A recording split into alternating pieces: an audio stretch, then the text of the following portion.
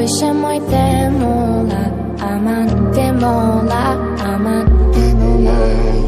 Kuketi moya Ayşe muy temola, amante mola, amante mola. Baiklah, saya Latifah Hanum, moderator dari kelompok 2, ingin memulai presentasi kami yang didahului oleh penjelasan dari Saudari Amna Fikasari. Kepada Saudari Amna Fikasari kami persilahkan dengan segala hormat. Assalamualaikum warahmatullahi wabarakatuh. Saya Amna Fikasari. Saya akan menjelaskan tentang fungsi dan sifat air dalam tumbuhan. Air merupakan sumber kehidupan. Tanpa air tidak ada makhluk hidup yang dapat hidup. Begitu juga tanaman. Salah satu unsur terbesar tanaman adalah air, yaitu yang berkisar antara 90% untuk tanaman muda sampai kurang dari 10% untuk padi-padian yang menua, sedangkan tanaman yang mengandung minyak, kandungan air sangat sedikit. Air merupakan regen yang penting dalam proses-proses fotosintesa dan dalam proses-proses hidrolik. Peranan air bagi tumbuhan. Peranan air bagi tumbuhan guna menjamin kelangsungan proses fisiologi dan biologi, yaitu yang pertama merupakan 90-90% penyusun tubuh tumbuhan. Yang kedua itu aktivator enzim. Yang ketiga bereaksi dalam reaksi hidrolisis. Yang keempat sumber H dalam fotosintesis. Dan yang kelima penghasil O2 dalam fotosintesis. Yang selanjutnya pelarut dan pembawa berbagai senyawa. Baru menjaga sel yang penting dan untuk pembelahan, pembesaran, pempanjangan sel. Yang selanjutnya mengatur stomata, gerakan daun dan bunga. Dan yang terakhir itu pemacu respirasi. Selanjutnya ada difusi. Difusi merupakan perpindahan zat dari larutan yang berkonsentrasi tinggi ke larutan yang berkonsentrasi rendah. Contoh yang sederhana adalah pemberian gula pada cairan teh tawar. Lambat laun cairan teh menjadi manis.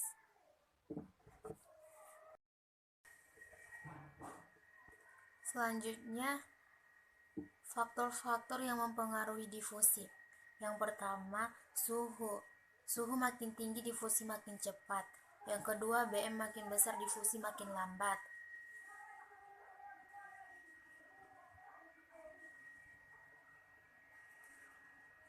Yang ketiga, kelarutan dalam medium makin besar, difusi makin cepat. Yang keempat itu perbedaan konsentrasi. Makin besar perbedaan konsentrasi antara dua bagian, makin besar proses difusi yang terjadi. Dan yang selanjutnya, area tempat berlangsungnya difusi. Makin luas area difusi, makin cepat proses difusi. Selanjutnya, proses osmosis. Osmosis merupakan proses perpindahan dari zat yang berkonsentrasi rendah atau hipotonis ke larutan yang berkonsentrasi tinggi atau hipertonis. Proses ini biasa melalui membran selektif permeabel dari bagian yang lebih encer ke bagian lebih pekat. Osmosis adalah difusi air melalui membran semipermeabel dari larutan yang banyak.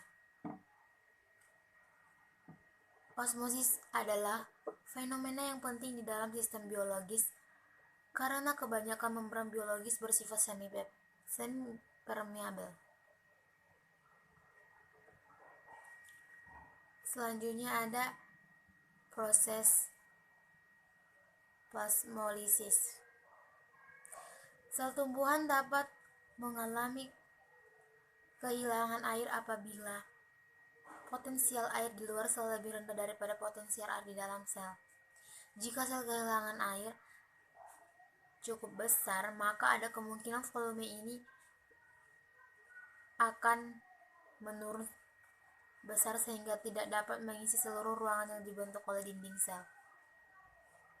Plasmolisis merupakan fenomena pada sel berdinding di mana sitoplasma mengkerut dan membran plasma tertarik menjauhi dinding sel. ketika sel melepaskan airnya ke lingkungan hipertonik. Peristiwa plasmolisis merupakan dampak dari peristiwa osmosis.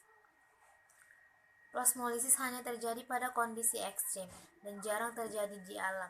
Biasanya terjadi sengaja di laboratorium dengan meletakkan sel pada larutan bersalinitas tinggi atau larutan gula untuk menyebabkan osmosis. Seringkali menggunakan tanaman Elodea atau sel epidermal bawang yang memiliki pigmen warna sehingga proses dapat diamati dengan jelas. Sekian penjelasan dari saya. Baiklah, terima kasih kepada Saudari Amna Fikasari. Selanjutnya pembahasan kedua akan dibahas oleh Saudari Wirda Suliamaili. Kepada Wirda Suliamaili kami persilahkan dengan segala hormat. Di sini saya akan melanjutkan tentang penjelasan masuknya air ke dalam akar. Nah, seperti yang kita ketahui bahwasanya air itu masuk melalui akar. Nah, akar itu juga memiliki rambut akar. Dia itu berfungsi untuk memperluas bidang penyerapan air. Nah, bentuk dari rambut akar tersebut yaitu seperti sel epidermis yang menjulur keluar. Nah, cara penyerapan airnya itu berlangsung secara osmosis. Lalu, proses masuknya air ke dalam tanah itu yaitu seperti pertama itu air dan mineral yang masuk ke dalam akar atau yang terlarut di dalam akar itu masuk ke dalam sel rambut secara osmosis. Dan yang kedua adalah setelah sel rambut akar itu menyerap air, maka cairan pada sel rambut tersebut menjadi kurang pekat jika dibandingkan dengan sel korteks. Nah, hal ini membuat air dari sel rambut akar dapat mengalir ke dalam sel pada korteks secara osmosis. Dan yang ketiga, yaitu air mengalir ke endodermis dengan cara yang osmosis hingga mencapai pembuluh kayu. Nah, pembuluh kayu atau disebut dengan xilem. Dan selanjutnya yaitu proses pengangkutan air dari rambut akar menuju pembuluh xilem, yaitu dinamakan pengangkatan ekstravasikuler atau pengangkutan di luar pembuluh angkut. Lalu, proses penyerapan air menyebabkan akar menekankan air hingga air masuk ke dalam pembuluh xilem. Dalam pembuluh ini, air diangkut menuju ke batang daun yang letaknya lebih tinggi. Dan yang terakhir, saat air masuk ke dalam sel, akan terjadi tekanan pada dinding sel tersebut, dan sehingga selnya itu akan merenggang. Nah, hal ini karena adanya tekanan hidrostatis, yaitu untuk melawan air tersebut. Sekian penjelasan dari saya. Selanjutnya saya akan membahas tentang evaporasi. Ini saya akan membahas tentang evaporasi. Biasanya disebut dengan penguapan. Nah, evaporasi itu adalah proses perubahan molekul dalam keadaan cair. Contohnya itu seperti air. Spontan akan berubah menjadi dalam keadaan gas. Contohnya itu uap air. Nah, istilah proses ini adalah kebalikan dari proses kondensasi. Nah, pada umumnya, penguapan air itu bisa dilihat dari lenyapnya cairan itu dengan cara berangsur-angsur. Apalagi, dia itu pada saat terpapar sinar dengan volume yang cukup signifikan. Nah, selanjutnya saya akan bahas tentang transpirasi. Nah, transpirasi ini sangat berbeda dengan penguapan atau evaporasi. Transpirasi ini sangat sederhana karena dia itu berlangsung di jaringan hidup serta dipengaruhi oleh fisiologi tumbuhan. Nah, yaitu pertama, air pasif itu diangkut ke akar lalu menuju ke xilem. Lalu kekuatan adhesi. Baiklah, di sini saya akan membahas tentang gutasi. Nah, gutasi itu adalah proses pelepasan air dalam bentuk cairan dari jaringan daun.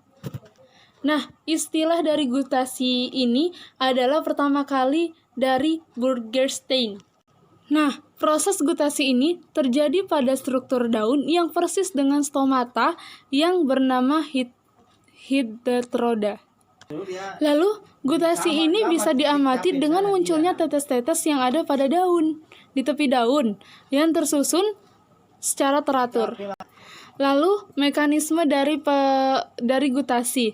Nah, mekanismenya itu adalah pengeluaran air melalui proses gutasi terjadi karena adanya tekanan positif di akar.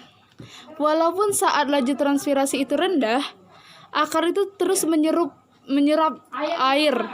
Selanjutnya itu kekuatan kohesi dengan adhesi menyebabkan molekul air untuk membentuk kolom di dalam silem. Dan selanjutnya, air bergerak dari silem menuju ke mesofil, sel mesofil, menguap dari permukaan dan daun tanaman dengan cara difusi melalui stomata. Nah, selanjutnya yaitu adalah perbedaan dari transpirasi dan evaporasi. Dan pertama itu adalah transpirasi. Perbedaannya itu dari proses fisiologi atau fisika yang termodifikasi dari transpirasi. Dan selanjutnya, transpirasi itu diatur bukaan stomata, diatur dari bukaan stomata. Dan selanjutnya, diatur beberapa macam tekanan. Lalu, terjadi di jaringan hidup, dan yang terakhir itu permukaan sel dari transpirasi itu basah. Lalu selanjutnya, evaporasi. Evaporasi itu, dia itu perbedaannya dari proses fisikanya itu murni. Lalu yang kedua itu tidak diatur bukaan stomata, sedangkan transpirasi tadi diatur sama bukaan stomata. Lalu yang ketiga tidak diatur oleh tekanan. Dan yang keempat tidak terbatas pada jaringan hidup. Dan yang kelima itu permukaan yang menjalankannya menjadi kering. Lalu di sini saya akan membahas tentang gutasi. Nah, apakah pengertian dari gutasi? Gutasi adalah proses pelepasan air dalam bentuk cairan dari jaringan daun. Nah, lalu istilah gutasi ini pertama kali digunakan oleh Burgerstein. Nah, selanjutnya saya akan membahas tentang mekanisme dari gutasi. Jadi pengeluaran air itu melalui proses gutasi terjadi karena adanya tekanan positif dari akar. Walaupun saat laju transpirasi itu rendah, akar itu terus menyerap air serta mineral sehingga air yang masuk ke dalam jaringan lebih banyak dibandingkan yang dilepas keluar. Lalu kondisi yang tidak mendukung terjadinya tekanan akar itu, dia itu seperti suhu dingin dan tanah yang kering. Itu sangat menghambat dalam proses gutasi. Lalu kekurangan mineral juga sangat mempengaruhi dari proses gutasi. Lalu efek dari gutasi bagi tumbuhan ini, gutasi itu tidak mempunyai pengaruh yang signifikan terhadap kelangsungan hidup pada tumbuhan tersebut. Tetapi, kadangkala gutasi ini diketahui bisa menyebabkan luka pada daun. Hal ini diakibatkan oleh penumpukan garam yang terjadi jika titik-titik air di tepi daun itu sudah menguap. Lalu kondisi ini membuat patogen seperti bakteri dan fungi bisa menyerang jaringan daun. Lalu selanjutnya ada perbedaan dari gutasi dan transpirasi, yaitu pertama dari transpirasi. Nah, perbedaannya itu pertama dari transpirasi yaitu terjadi pada siang hari. Kalau transpirasi terjadi pada siang hari, terus yang kedua, air yang hilang itu berbentuk uap air. Yang ketiga, yang dilepas uap air murni. Dan yang keempat terjadi melewati stomata, lubang kutikula, dan lentisel. Dan yang kelima itu terkendali oleh bukaan stomata. Dan yang keenam itu menurunkan suhu permukaan tanaman. Nah, selanjutnya dari gutasi. Pertama itu, gutasi itu adanya pada malam hari. Dan yang kedua, air yang keluar dari gutasi itu berbentuk cair, kan? Baru yang ketiga, cairan mengandung solut, seperti gula dan garam. Dan yang keempat, dia itu melewati hidatoda. Yang kelima, tidak terkendali. Jadi gutasi ini sangat tidak terkendali. Baru yang keenam, tidak menurunkan suhu permukaan. Ini berikutlah dari perbedaan antara transpirasi dan gutasi. Terima kasih dan saya kembalikan kepada moderator. Terima kasih kepada Saudari Wirda Suliameli atas penjelasannya dari bagian yang kedua. Baiklah, adapun bagian yang ketiga akan saya bahas sendiri. Adapun bagian yang C adalah mekanisme membuka dan menutupnya stomata. Stomata pada tumbuhan, sebagian besar proses transpirasi pada tanaman lewat stomata. Stomata sebagian terbesar berada pada permukaan bawah daun yang memungkinkan terjadinya pertukaran gas antara yang ada dalam jaringan daun dan di udara. Lubang stomata ini merupakan jalan utama untuk transpirasi. Mengingat epidermis bawah dan atas dilapisi oleh lilin sebagai lapisan kutikula yang mengandung bahan lemak dan merupakan penghalang untuk transpirasi. Membuka dan menutupnya stomata penting bagi proses asimilasi CO2 dan juga keseimbangan air dalam tanaman. Membuka dan menutupnya stomata tergantung pada perubahan turgor sel penjaga atau sel stomata. Turgor yang tinggi menyebabkan stomata membuka, sebaliknya turgor yang rendah akan menyebabkan stomata menutup. Adapun jaringan pada daun, terdapat 5 jaringan, di antaranya yaitu jaringan yang pertama adalah lapisan lilin. Lapisan ini berfungsi untuk melindungi daun dari penguapan yang berlebihan dan gangguan serangga. Yang kedua, jaringan epidermis berbatasan langsung dengan lapisan lilin, yaitu jaringan epidermis. Yang ketiga adalah jaringan tiang. Jaringan ini mengandung banyak kloroplas yang berfungsi dalam proses pembuatan makanan. Yang keempat, jaringan spons. Renggangnya hubungan antara sel pada jaringan ini memungkinkan adanya ruang antara sel yang cukup besar untuk menampung gas karbon dioksida, oksigen, maupun hidrogen. Adapun yang terakhir adalah jaringan stoma. Stoma adalah pori kecil pada epidermis daun. Faktor yang mempengaruhi membuka dan menutupnya stomata pada tumbuhan memiliki 2 faktor, yakni faktor internal terdiri dari cahaya matahari, konsentrasi CO2, dan asam absisat atau ABA, serta yang kedua faktor internal adalah jam biologis. Adapun pengaruh pompa pada ion kalium adalah aktivitas stomata terjadi karena hubungan air dari sel-sel penutup dan sel-sel pembantu. Bila sel-sel penutup menjadi turgid, dinding sel yang tipis menggembung dan dinding sel yang tebal yang mengelilingi lubang atau tidak dapat menggembung cukup besar menjadi sangat cekung, karenanya membuka lubang. Oleh karena itu, membuka dan menutupnya stomata tergantung pada perubahan-perubahan turgiditas dari sel-sel penutup, yaitu kalau sel-sel penutup turgid lubang membuka dan sel-sel mengendor pori atau lubang menutup. Stomata membuka karena sel penjaga mengambil air dan menggembung, di mana sel penjaga yang menggembung akan mendorong dinding bagian dalam stomata hingga merapat. Stomata bekerja dengan caranya sendiri karena sifat khusus yang terletak pada anatomi submikroskopik dinding selnya. Sel penjaga dapat bertambah panjang, terutama dinding luarnya, hingga mengembang ke arah luar. Kemudian dinding sebelah dalam akan tertarik oleh mikrofibril tersebut yang mengakibatkan stomata membuka. Nah, di sini saya akan menjelaskan pengaruh fotosintesis adalah adanya klorofil pada sel penjaga mengakibatkan sel penjaga dapat melangsungkan proses fotosintesis yang menghasilkan glukosa dan mengurangi konsentrasi CO2.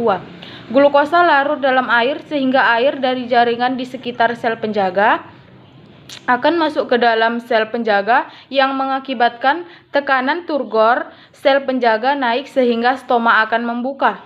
Pengamatan mikroskopis terhadap permukaan daun menunjukkan bahwa cahaya mempengaruhi pembukaan stomata.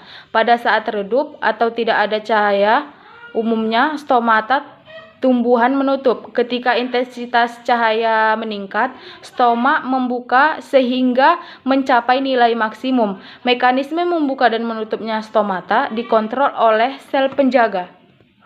Nah, di sini dilanjutkan oleh pengukuran laju transpirasi. pengukuran laju transpirasi tidaklah terlalu mudah dilakukan. Pengukuran laju transpirasi dengan penimbangan adalah salah satu pengukuran yang tidak terlalu sulit dilakukan. Cara pengukuran laju transpirasi dengan penimbangan adalah dengan menempatkan dua buah jenis tanaman yang sama pada temperatur berbeda dan kemudian diukur berat awal dan berat akhirnya, kemudian dihitung. Transpirasi atau penguapan merupakan pelepasan air dalam bentuk uap air melalui stomata. Proses hilangnya air dalam bentuk uap air dari jaringan hidup tanaman yang terletak di atas permukaan tanah melewati stomata. Lubang kutikula dan lentisel 80% air yang ditranspirasikan berjalan melewati lubang stomata. Paling besar peranannya dalam transpirasi. Nah, di sini faktor-faktor yang mempengaruhi laju transpirasi yaitu mempengaruhi oleh keadaan lingkungannya sendiri sebagai berikut. Kelembaban, jika kelembaban udara di lingkungan sekitar tumbuhan tinggi, maka difusi air dari dalam ruang udara pada tumbuhan akan berlangsung lambat. Dan sebaliknya, kenaikan suhu lingkungan akan diikuti oleh naiknya suhu sel-sel daun. Keadaan ini mempercepat penguapan air dari dalam sel-sel mesofil daun ke rongga-rongga sel yang mengakibatkan peningkatan laju transpirasi. Jika intensitas cahaya meningkat, maka transpirasi tumbuhan meningkat. Pada umumnya, angin cenderung meningkatkan laju transpirasi karena angin menyapu uap air yang terkumpul di dekat permukaan. Nah, di sini ada 4 cara laboratorium untuk menaksir laju transpirasi. Yang pertama, kertas karbol klorida. Yang kedua, fotometer. Yang ketiga, pengumpulan uap air yang ditranspirasi. Yang keempat, penimbangan langsung. Baiklah, sampai sinilah penjelasan dari saya. Kurang dan lebihnya saya mohon maaf. Terima kasih. Adapun pembahasan terakhir, yakni dari Saudari Ulpadharma kepada Saudari Ulpadharma, kami persilahkan dengan segala hormat. Assalamualaikum warahmatullahi wabarakatuh. Perkenalkan, nama saya Ulpadharma, saya kelompok 2. Saya ingin membahas tentang faktor-faktor dalam transpirasi. Faktor-faktor dalam transpirasi yaitu besar kecilnya daun, tebal tipisnya daun, berlapis lilin atau tidaknya permukaan daun. Semua yang mempengaruhi kegiatan transpirasi. 1. Bentuk serta distribusi stomata. Lubang stomata yang mengatur laju transpirasi. Yang kedua, membuka menutup. 3. Banyaknya stomata. Faktor-faktor luarnya itu sinar matahari, temperatur, kelembapan udara, angin, keadaan air di dalam tanah. Efek-efek transpirasi pada kelayuan dan suhu daun. Asalkan bagian besar stomata tetap terbuka, transpirasi paling banyak terjadi pada hari yang cerah, hangat, kering, dan berangin. Karena faktor-faktor lingkungan ini meningkatkan evaporasi. Jika transpirasi tidak dapat menarik cukup air ke daun, tunas menjadi agak layu dan sel-sel kehilangan tekanan turgor. Demikian presentasi dari hasil diskusi kami, yakni dari kelompok 2. Kurang dan lebihnya kami mohon maaf. Wabillahi taufiq wal hidayah. Wassalamualaikum warahmatullahi wabarakatuh.